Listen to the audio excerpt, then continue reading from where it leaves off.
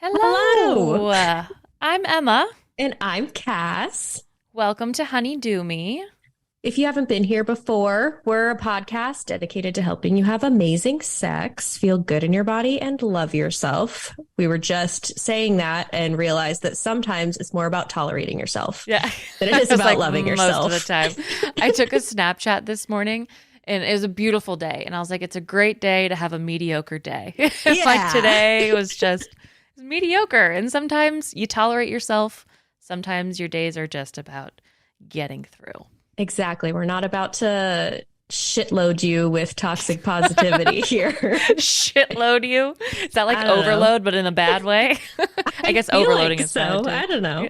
I feel like so. I don't know. I'm in a silly mood. This is going to be mediocre on my end. It's mediocre on my end too, because you're not right next to me, and that's I upsetting to me. know. I'm sick. This is one of the few times we've had to record virtually, and In it's two not the same. years, though, Hmm. that's kind of crazy. Yeah, Especially going through COVID together. It's surprising that this is only our second time. exactly. And I don't think it's even COVID. So, And I don't even probably think it's COVID, I maybe. mean, I've tested negative. I'll keep testing. Whatever. I'm not leaving my house regardless. You can't make me. I know, but I sure will try. I know. I'm bored. I have one friend, and it's you. So I get it. I get it. I mean, I'm here alone with my husband and my dogs, but still, yeah. I'm here alone. Well, I guess I have one other friend, and that's my boyfriend. Man And friend. we've tried out, dabbled in the topic that we're actually getting into today. But Ah, I don't think we've done it as well as the two people we're interviewing have described it to be. that's But fair. yeah, today we're talking about choking, aka breath play, Hmm. with Jet Setting Jasmine and King Noire. Oh my God. This episode is so fucking good. We have done an episode with Jasmine before Hmm. on impact play. It was on fetish, but we also talked Hmm. about impact play. Yeah. Finding your fetish. So good. And having King Noir there just added so much. And oh my God, I So had no much, idea what breath play was. I know, so much contextually and auditorily, I will say. Hmm. Yeah. And you'll get that. You'll get it. Hmm. But You it's should watch this one. actually, you should, because there are so many points in the episode where they like act out Hmm. ways to hold your neck or ways to like engage in breath play with a partner that it Hmm. is so beneficial to watch on YouTube. And they are great to look at, if I do say so Yes. myself. They are. And they did this really cool thing that I noticed throughout the entire interview. Every time before they would touch each other, they would like ask for consent. And I feel like that's not something you necessarily see in a lot of like longer term couples and in scenarios like this, but they were so conscious and it was just so natural. And I loved seeing that and hearing that. It was just really cool. I know. And they're just excuse me. They're the most amazing people with the things that they do day to day as well. They're Hmm. just so interesting. And I guess we're just like spoiling some of this. I Yeah. don't care. But they go into some of the work that they've done with like extreme breath play. I don't know why Hmm. that sounded so hard to say.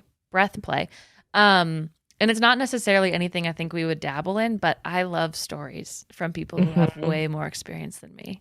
I So it's mean, just fun. that's our original interest in sex was Yeah. the extreme. So, The extreme. Yeah. So mhm. I think we've both, or maybe I definitely have dabbled in this, but I have never heard rules or how-tos, and it's just been by the seat of my pants. So The nape of your neck. I have the nape of my neck. I've never done any sort of choking or breath play before. Okay. It's something my partner and I have talked about, and I've said I'm not interested until I learn more. I've just heard horror stories, that sort of thing. I'm going to be honest. I don't think I want to be choked, even after all this. Mm, I just don't think it's for me. I think it is for my partner. He does want to yeah. be choked. So, Got it. yeah. I love it. I love it so much. And I want to be with someone who knows how to do it Hmm. responsibly, which is also a big part of this topic. Hmm. This episode is we cover how to do it safely. So Exactly. Do you want to share any of your experiences that you've had? Any specifics? um I'm trying to think if I've had any like funny specifics. A lot of the people that I've done it with have been very tentative about it. So Mm-hmm. it's never been like a scary situation. It's Mm-hmm. just mainly been like pressure, I guess, Mm-hmm. rather than like an actual, like the way that they talk about it is playing with sensation. So not being able to breathe. I've never Mm-hmm. been in a situation where I've not been able to breathe. It's Mm-hmm. been more just like pressure around my neck. So Mm-hmm. I don't know if I necessarily have like a good story. I've just had experience of like a hand around my neck and enjoying. Oh, Mm-hmm. you know what? My boyfriend did try. So I was on my stomach and he was behind me, and it was less of a neck thing and more of like a mouth. And I know this isn't choking, but he was like grabbing my face, which felt Okay. still like dabbling close to breath play Like or choke forceful. is forceful. Mm-hmm. And yeah, I enjoyed that. I was like, do that again, please. Yep. You can do that. I'm going to mark that one, and that one Yep. is coming back. I'm gonna check that one off. Mhm. So yeah, that was fun. And you've never been in a situation where you tried it at all? Mm-mm. Oh, No, okay. never. So Gotcha. Well, more to come. more to go. Well, here's Jasmine and King, and enjoy. See you on the other side. Hello, I'm Jet Setting Jasmine, And I'm King Noire. and we are co-owners of Royal Fetish Films and Jet Setting Jasmine LLC. I am the lead therapist and owner of Blue Pearl Therapy, and I will let King tell you about Royal Fetish Films and Jet Setting Jasmine. Sure. Royal Fetish Films, we're an award-winning company for making the kind of films that you watch that you don't like to watch and tell people about, but you should.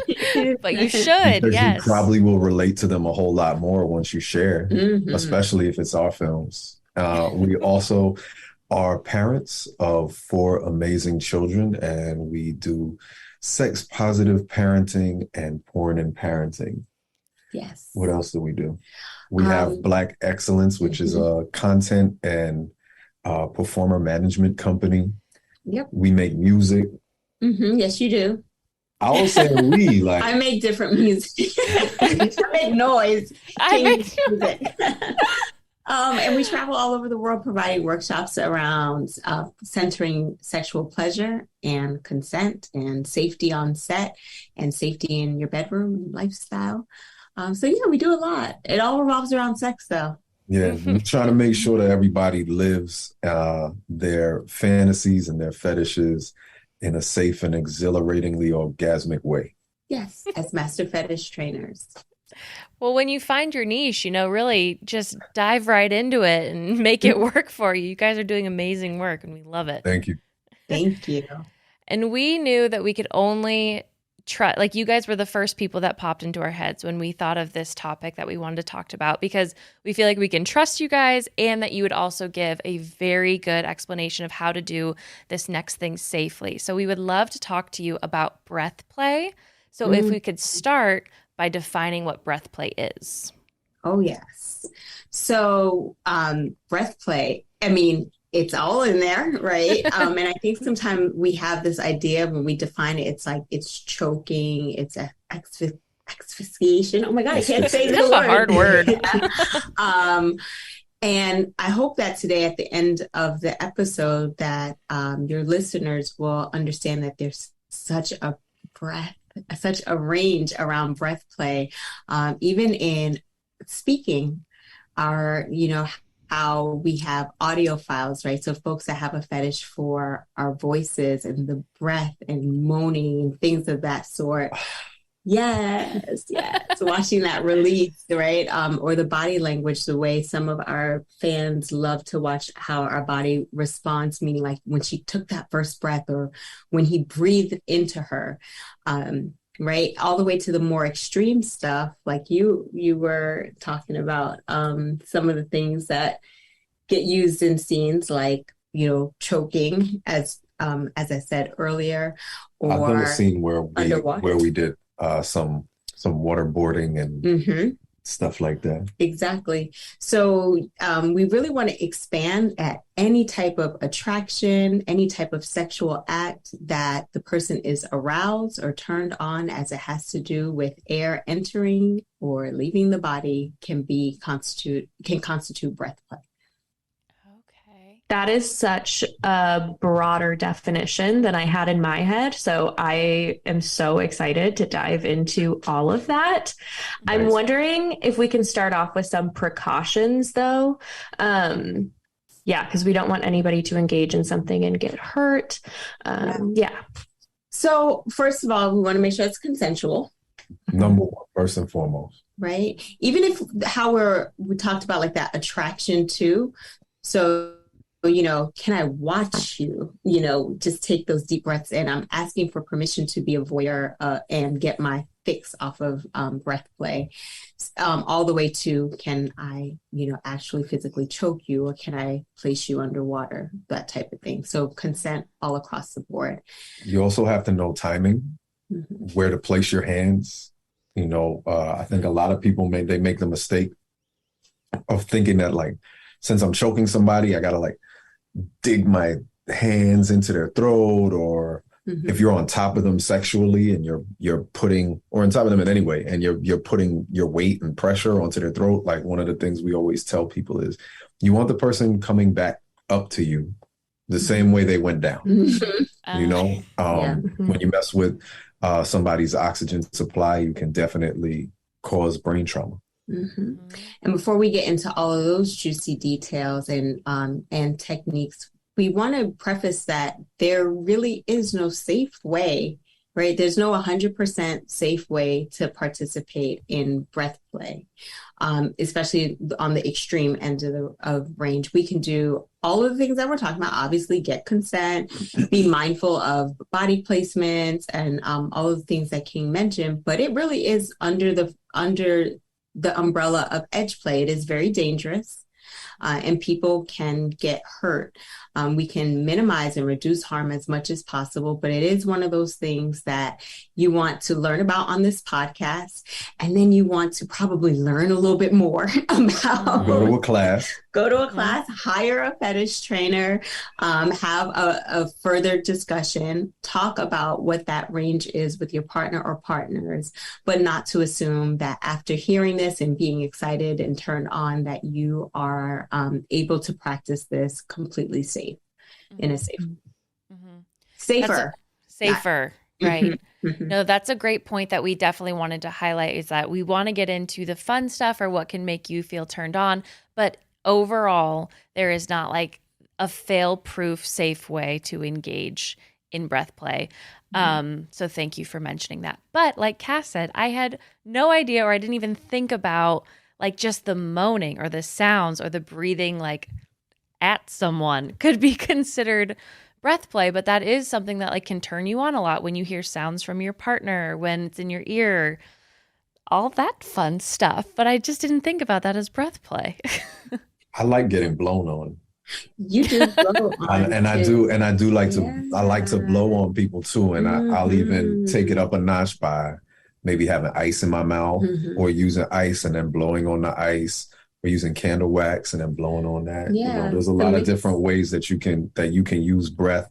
And I would say it's always good to start with the ways that are like, if you're just breathing on somebody, neither y'all is choking to death. Like, that's a good start. Yeah. You don't always have to go to the most extreme first. And it's also a way for you to learn what it sounds like when your partner is breathing normally, what they're breathing like when they're turned on, what they breathe like when they're engaged in some strenuous activity of some sort, so if you start to learn your partner's breath, it'll make it easier for when you are doing something that might be a little more risky.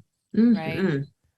Yeah, that makes sense. Getting like a baseline and really understanding your partner, their tells, all of that before engaging in something that is dangerous. It is dangerous. What is a good way to, like, if you want to engage in like a lot of moaning, let's say with you and your partner, but you're not someone that typically like is vocal in the bedroom, what's a good way maybe that doesn't feel so embarrassing to kind of find your voice in that way, like your moaning, breathy voice? if you haven't practiced it before? So as someone who really enjoys moaning and even focusing on like my breath and my partner's breath and when it gets in sync, and then if it gets out of sync, why are you holding your breath, or what's making your breath pick up? That can be really fun. It can be fun to incorporate, like starting to pattern or model your partner's breath a little bit. So how do I want to say this? We did that in the Tayomi scene. We did, yeah, where the person that was directing us and was a part, like a voyeur of watching us have sex, was saying, I want you to catch each other's breath, basically, and mirror what each other is doing. And it takes you being really, really focused on what your partner is doing, that you really forget about what you sound like, how you're breathing. Are you doing it right? So even focusing on your partner gives you a chance for you to release your own inhibitions by taking your focal point off of you, out of your head, and focusing on their breath. I love that. A really good trick for engaging more vocally. Big eyes. Well, actually, it's not my trick. It was Angelina Castro, who is an awesome performer. We were having this conversation because personally, when I'm in my own time, in my own space, unless I'm like really in a BDSM situation where I have to walk somebody through it and talk them through it and stuff like that, I don't say much. You know, I moan, I breathe, but I'm not like a big talker. And she was just saying, like, for porn, it works, but it works in your bedroom too. Is if you just describe what's happening, no one's going to complain. Mm-hmm. So if you're looking for like your breathy voice, I would say, think of your normal voice, drop it down a few octaves, and just let it out like that. So if you're just like, I'm on camera for you right now on your podcast,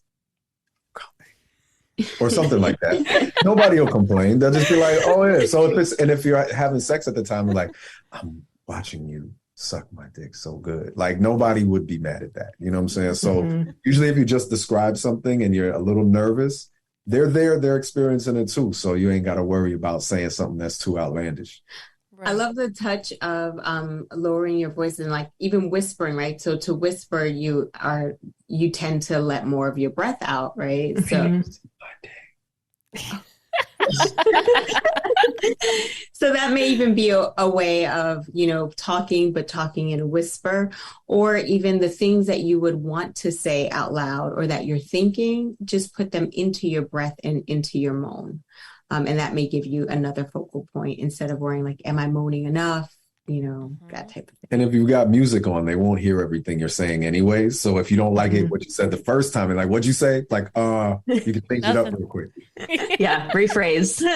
Yeah.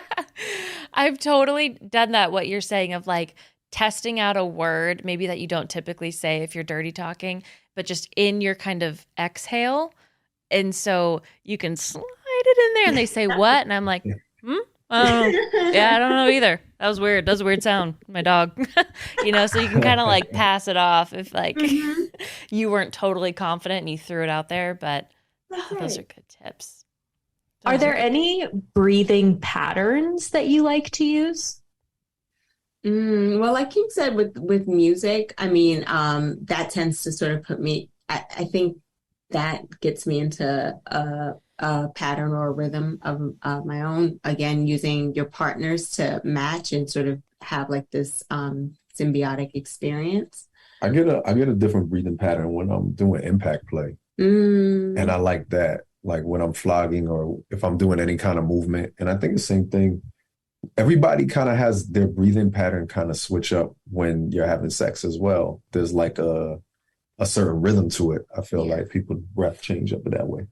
I also find that whenever I'm choking someone and actively cutting off their air supply, that I'm very cognizant of my breath. So how many am I taking to how many I am keeping away from them? And there isn't like a hard or fast number for, that I'm like, 3 of my breaths, because the reality is however many of my breaths doesn't necessarily equal what their brain and body needs. But it allows me to stay allows me to stay very present with, with restricting someone and making sure that I am counting or accounting for in some way. That makes, go ahead. I'm just saying that makes so much sense. I didn't even think about like, if you're the one restricting, thinking about like, how long have I been doing this? Even though that makes, obviously you should think about how long you're holding down their neck, but like, how long have I been breathing that they maybe have been restricted breathing? But yeah, I was going to say also, I think, any situation where you are going to be with somebody, if you're able to take in the deepest breaths possible, it does make you very present in that moment. So then that also gives you, that breathiness, the sound for them to hear. And if they're doing the same for you. Deep breaths. And that's another thing I never do. I never take like intentional breaths while having sex. Cause we've heard about it a lot. I feel like with masturbation, like slowing it down and taking deep breaths to kind of be in your body. But with sex, yeah, it's been more of a performance. If I were to breathe, it's been something that I feel like the person I'm having sex with would want to hear, but also deep breaths could help me and could help like the flow and the pattern and centering. I take breaks to breathe. I take breaks to breathe and for water, for sustenance. Like, you should take care of yourself, right? Your partner may not know that you need a moment to breathe. And I don't feel shameful for that or embarrassed by it. I feel like this is good. Like, let's prolong it. And to prolong it, let me recenter. Sometimes it is psychological. Like I need to gather myself a little bit. And then most of the time it's physical. It's just like, whoa, this is intense. Give me a minute. And then let me read. Yeah. I like that. That makes sense. Like if you want to have the most pleasurable experience, you need to make sure that your needs are being met. Otherwise they are going to impede what you're able to do and experience. So, and they say that in any type of physical activity, whether it's yoga, right, or boxing, a fitness class, it's just like, hey, if you need to take a moment, take a breath, and then jump right back in. Yeah. Feel comfortable doing also that. All of those activities also tell you to be in your breath while you're doing that activity too.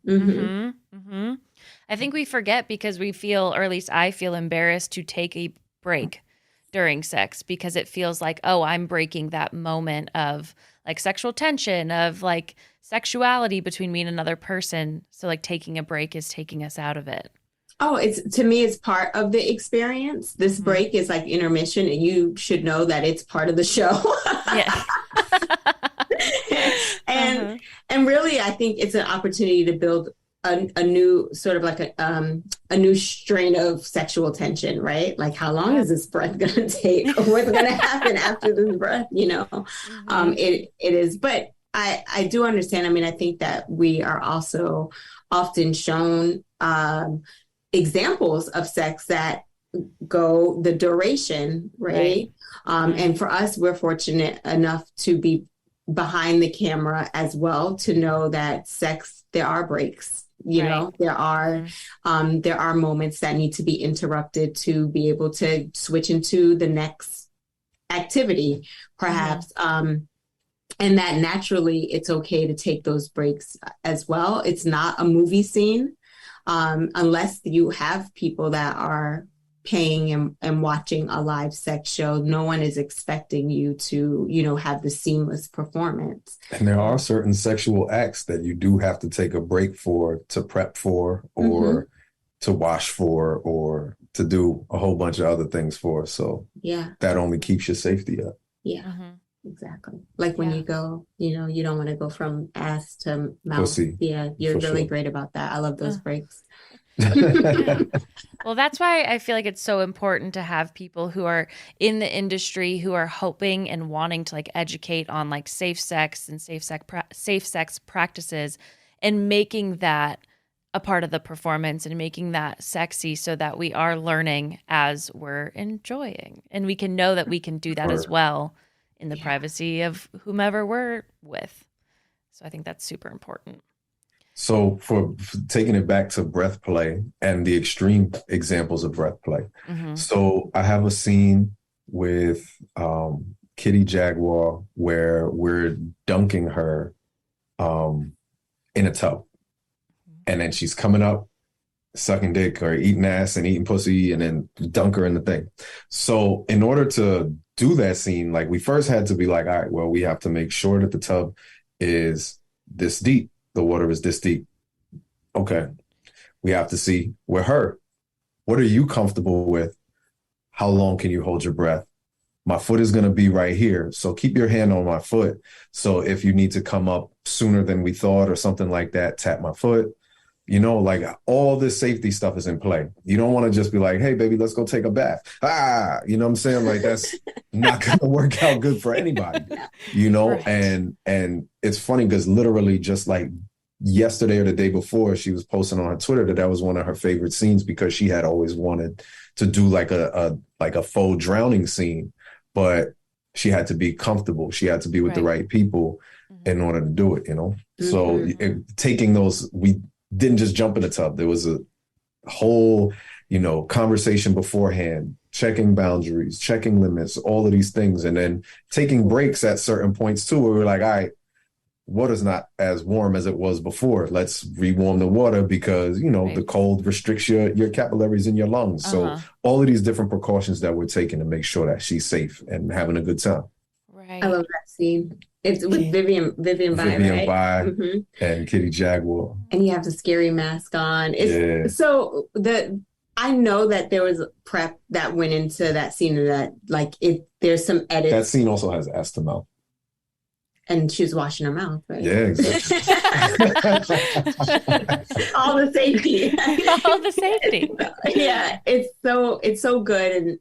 And I'm thinking like for people who are like, yeah, well, if you talk about it or if you have this safety tap that he's talking about, then is it still edgy? And my thoughts like, hell yeah, like holding your breath, knowing that you're going to come up or not, or that you have this tap out. It's still exciting. It's out of the norm. It's like if somebody say to you, hey, we're going to jump out of a plane. You're still going to want to at least take a jump with somebody who knows what they're doing first. You know what I'm saying? Absolutely. It doesn't take away from the exhilaration. It's not, I can still hit the ground. You know what I'm saying?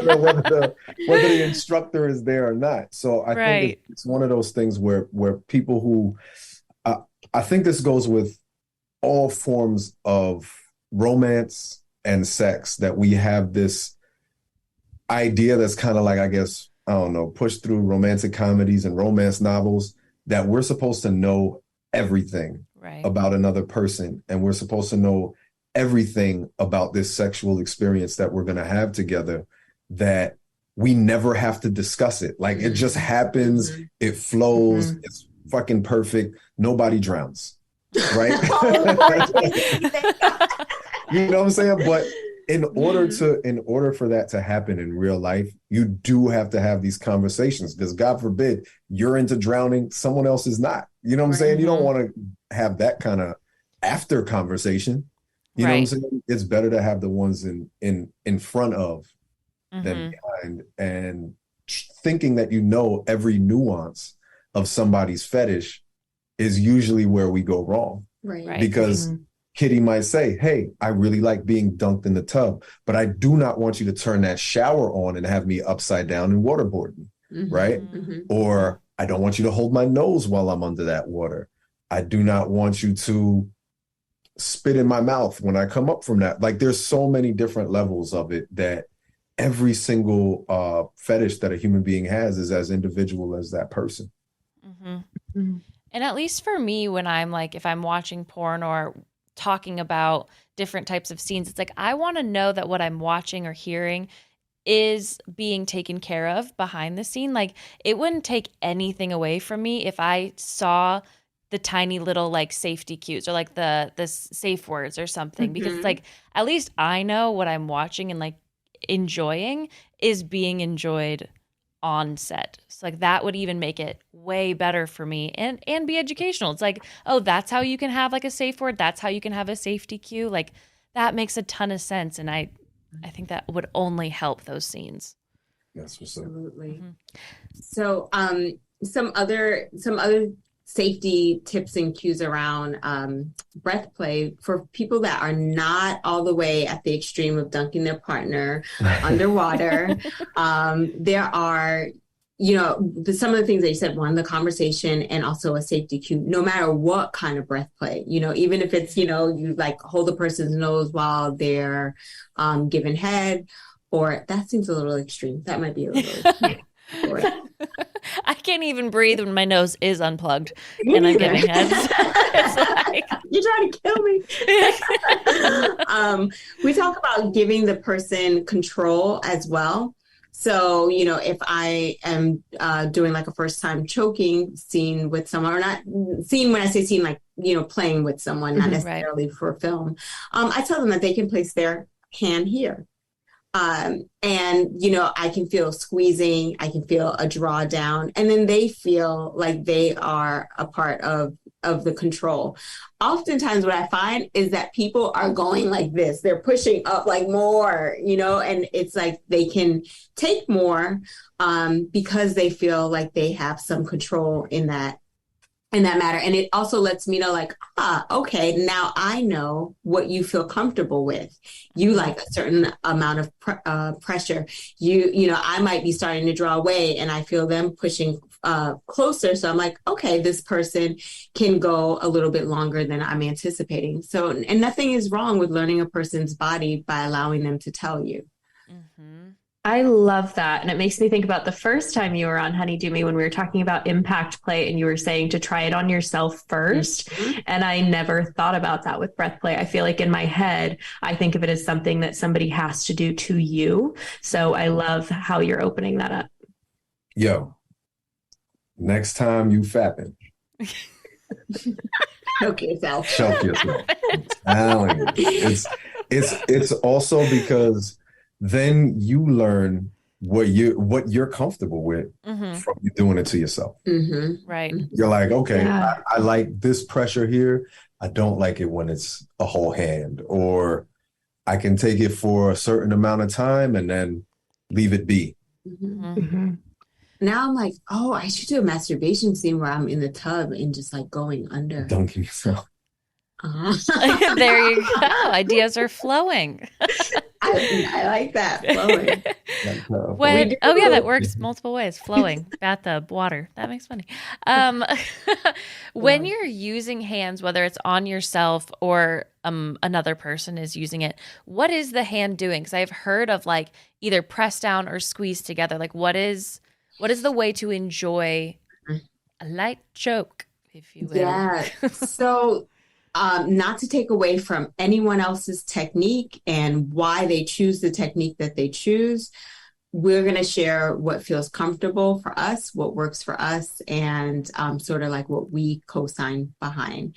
And we were fortunate enough to have some training from the great Marla Renee Stewart over at Velvet Lips. So, anyone who says, I'm into choking, I'm into breath play, ask them where they learned from.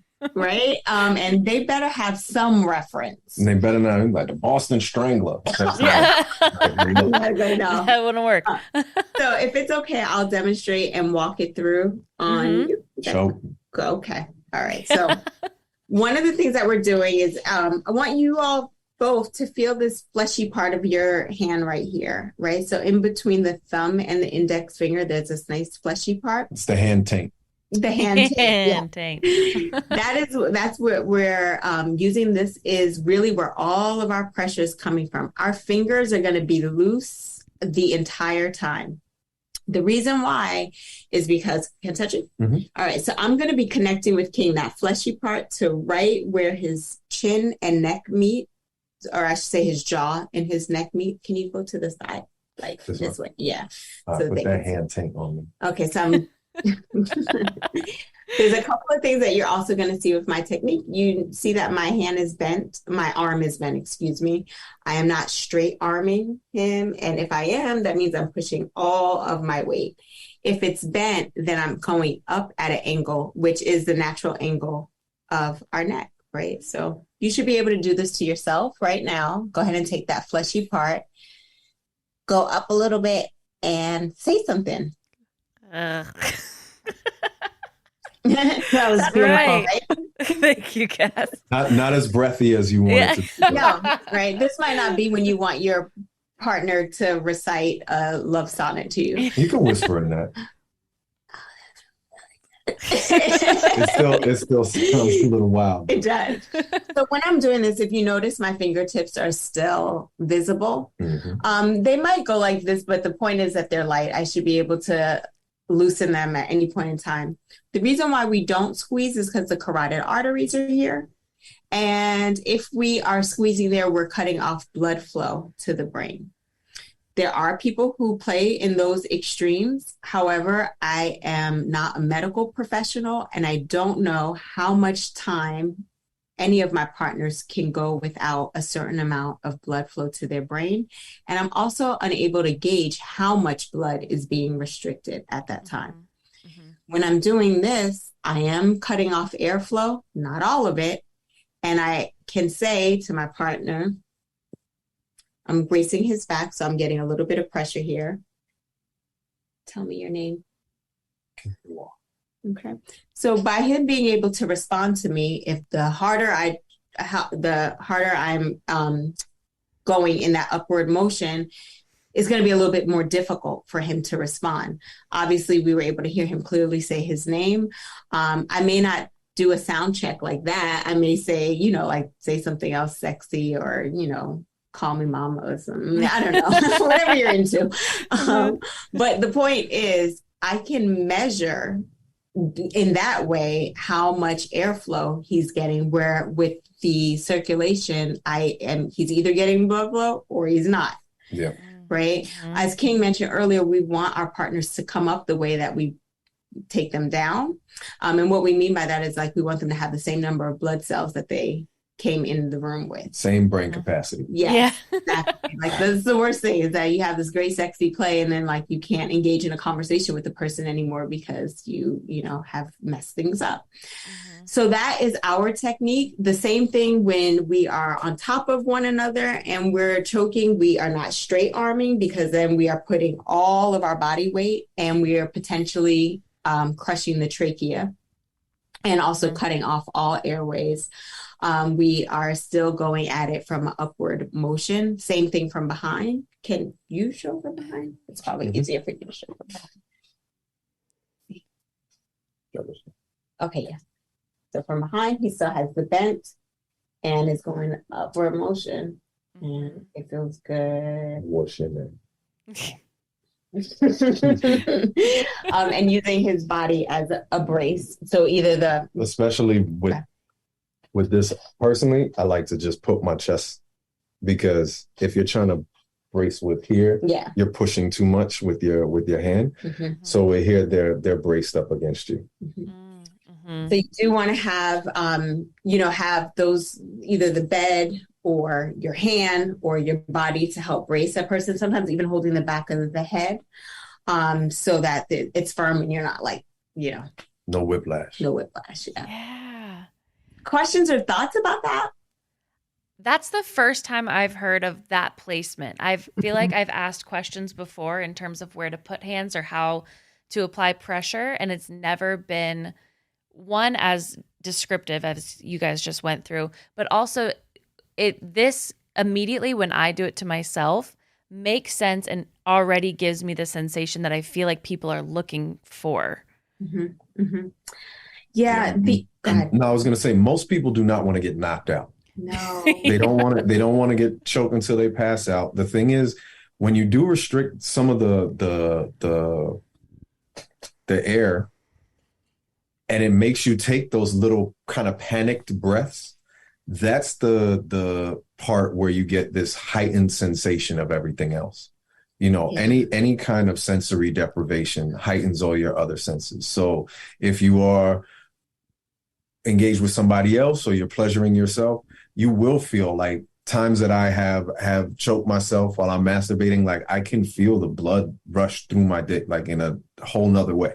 right? So you'll feel the blood going through your body because your body is trying to figure out what the fuck is going on, basically, right? Mm-hmm. So you do get all those same kind of things that was spoken about with impact play, with your endorphins and all of that is going through your body as well. And you do not have to cut somebody's blood off to get that kind of feel.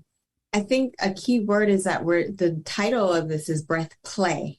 Not breath ending. Right. Yeah. You know, if this was like Yes. some Killam workshop, then we probably would talk about this very differently. But we're talking about play and introducing like the idea or that the edge of like this could be very, very dangerous. This could if I didn't trust this person, I may think that they're going to, you know, hurt me, or I could pass out right now if they didn't know what they were doing, or if I didn't trust them to do it. It's so I think it is important for us when we are talking to such a broad audience. We have no idea who is listening, where they are in their sexual proclivities, their partners, that we start with sort of the lowest common denominator and the safest denominator. And then if people are interested in more risky play, and they understand, both the receiver and the giver understand the consequences that's associated with that play or those actions or that behavior, then like, you know, that is on you. But I do think we have a responsibility as educators and those that have a platform to educate, that we are starting and sharing techniques that keep people the safest, the longest, and give them a good baseline to start with. Absolutely. Do you have, kind of going off of that, do you have an opinion on how long you think somebody should know someone before engaging in breath play? Like, it doesn't sound like it would work well for a one-night stand. Whoa, don't put down one-night stands. I think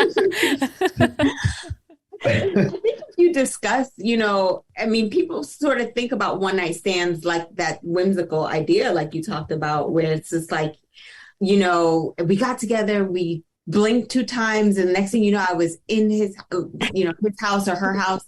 You can talk to people before you fuck them on the first night, even if you don't plan on seeing them again. You can be like, look, Yeah. if you want this shit to be the best it could possibly be, you'll choke me. And I'll choke you. And you won't ever fucking call me. No, I don't like to put time constraints on anything. I definitely say go with your gut. If you're in a situation where you're like, hey, I don't know if I should let this person choke me, maybe you shouldn't let them stroke you either. You know what I'm saying? Yeah. Like you might not want to fuck somebody who you wouldn't trust to respect your limits in that way. But also, you know, sometimes from a partner you've been with once, more than once or whatever, like this person sucks at taking instruction. And if I tell them, don't put your arm out all the fucking way, they're going to do that shit anyway because they don't listen. Then, you know what I'm saying? It might not be a short time. It might be I know this person well enough to not let them choke me. Yeah, this isn't specifically about breath play, but it's what in Noire is about one night stand. It's about a short time stand. But it was someone new, and we had sort of a first round of like foreplay and like vanilla sex. And then it seemed like they were like, there were a couple of things that perhaps they were thinking, there are a couple of things that she did that maybe she's a little bit kinkier than she let on, you know? And then so around like round 2, they were like, what do you think if I slap you and call you a bitch? Right? And I was like, I'm here already. I was like, we could try it. And if I don't like it, like, I'll say something. And so, but this person sort of like warmed me up to the idea. They didn't just, and that would have been a really like jarring and hard limit for me as a first round thing. So I would say if you're into choking and you really want to introduce a new partner to it, like a brand new partner to it, you know, maybe have some level of engagement to be able to use your gut. Is it a good idea to bring it up? And then bring it up. I felt really comfortable with you. Things feel like it's going really good. Do you think we could take it up a notch? What does taking it up a notch mean? Would you be comfortable if we did some, you know, if I used some breath play or did some choking on you. And then you could say, I got this really good podcast that you should listen to that actually takes us through how to do it. Very first There time. you go. The plug. I love it. But, you know, if someone asked me on the first time, like, you know, can I choke you? I would probably be like, do you know how? You know what I mean? Like, where are you going for my breath or my blood? That would probably be my response. And if they don't know how to answer that question, they'd be like, what you mean? What you mean? It's like, take your hands right off. Thank you. Yeah. But I mean, even in the example that you gave, he did ask, how do you feel about me doing X, Y, and Z? It's not just kind of like jumping off. Yeah. So I think those are the kind of gut feelings that you get from like, has this person been respectful up to this point? Have they asked about what I'm into, what pleases me? Have they shared what pleases them in a way that I feel is like open and honest? You know, all those kind of things I would hold into account. Well, those are amazing tips to consider before engaging in breath play with a partner, however long you've known them.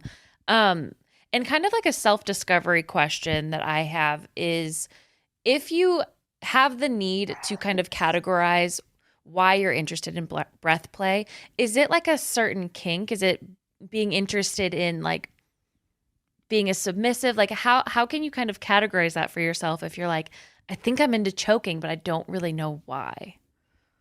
I definitely don't think that it falls into a binary in that kind of way. Like, I do not consider myself submissive, but I love getting choked. I think for you, it's the sensory, sensory deprivation. I'm really into sensory play. So I would say that aspect of it, you're a sensory kind of person if you like it. Okay. And if you're someone who likes doing it to other people specifically, but don't like having it done to you, then that might be a little masochistic. Yeah, perhaps.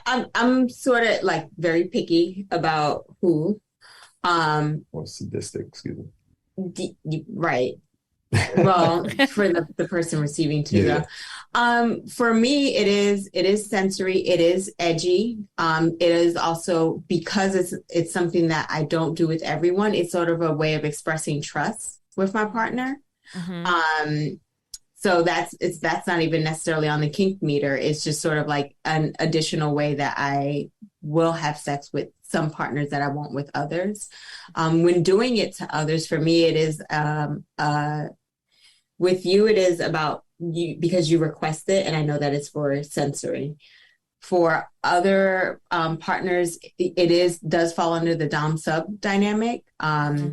You know, the apprehension. What is she going to do next? I'm in control of your breath. That type of. So there could be a lot of reasons, and I think when people are either watching it or experiencing it, if they can just ask themselves, what part of me feels activated right now? You know, is it danger, or do I feel the blood rushing?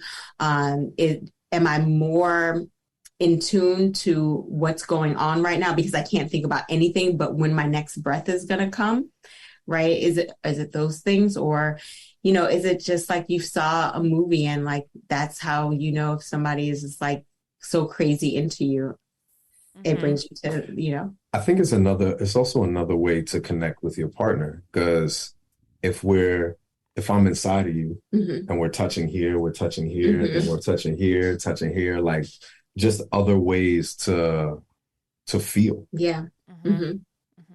I really love edgy. I mean, I feel like in some ways and in some days I can feel like, oh, I want to be submissive or the sensory, but sometimes I just want to feel like I'm doing something a little edgy. And that in and of itself, even if it's just like pressure, is what turns me on. So I like that you brought up that word too, because that's totally a category of its own. Yeah. I do want to share for people that are like, I want to try it, but I'm afraid for one reason or another. Or even for people who want to choke their partners, but they're afraid of hurting them or not knowing what they're doing or not knowing sort of the response. When you said pressure, it made me think of that. When I did that bachelorette party recently, there were a lot of people that were just like, I don't know, like I've either never been choked or afraid of it. And we did other places on the body, other restrictions. How do you feel with squeezing of your hands? How does it feel there?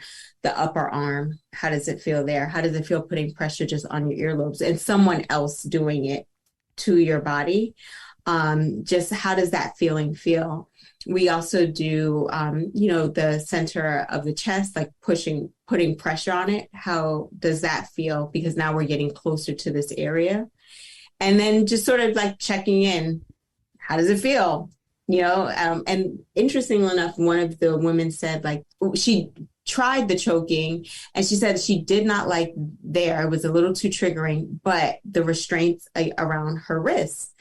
And so, we kind of talked about like having your hands up and having your partner, maybe when they're straddling you, holding your wrists and having that, where it's a restraint, but we're talking about sort of a sensory restriction that she felt comfortable with. So for those that are listening and just like, nope, not my blood or my breath, there may be some other forms of pressure, which is another kink in itself. Mm-hmm. That might be close to breath play that feels more comfortable. I think kind of building off that, chest harnesses, making them tighter, mm-hmm. change how you breathe. I had a client who wanted to work their way up to choking. So we started, can I touch you? Mm-hmm. We started just here, just stopping her breath in that way, and then working our way towards choking.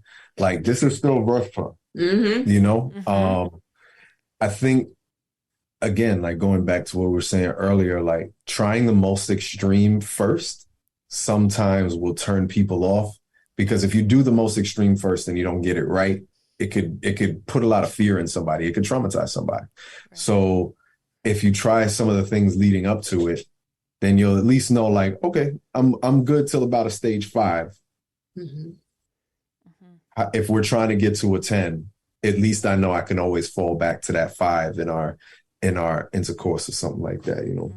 It made me think really fast when you did this that we didn't talk about face sitting, which is also true breath play, and even pussy eating, where you are like smothering the person's face by pulling them into you, is another form of breath. Yes, please. Yeah.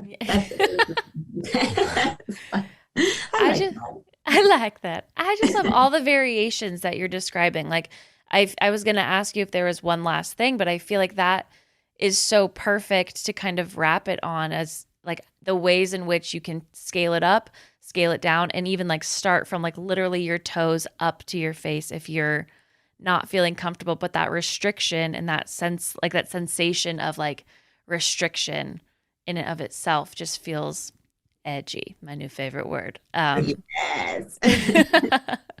And so I love that. Well, on that note, where can our listeners continue connecting with you after this episode? You can go to royalfetishxxx.com to come and choke yourself to all of our amazing content. You can also find us on OnlyFans at King Noire and at Royal Fetish XXX. Also, all your social media is Jet Set Jasmine, and mine is The Real King Noire on Instagram and at King Noire on Twitter. I'm shadow banned on everything. So don't trust it unless you actually see me on there. Yeah. Just pictures of me and shit. That's some catfish.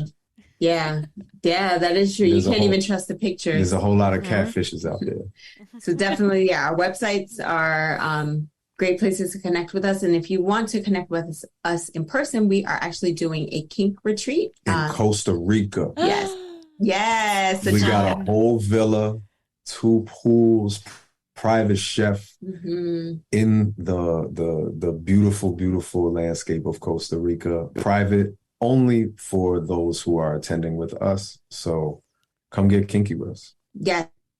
Kink in Costa Rica. And we'll also have a guardian on site so we can let go and let somebody else monitor our boundaries carefully.